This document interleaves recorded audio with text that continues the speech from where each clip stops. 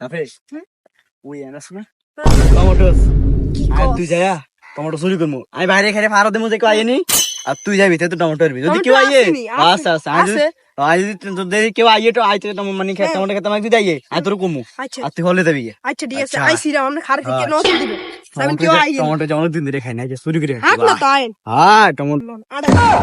তুই আয় না খারাই তুই যাবি তো টমেটো আই ঢুকি খানা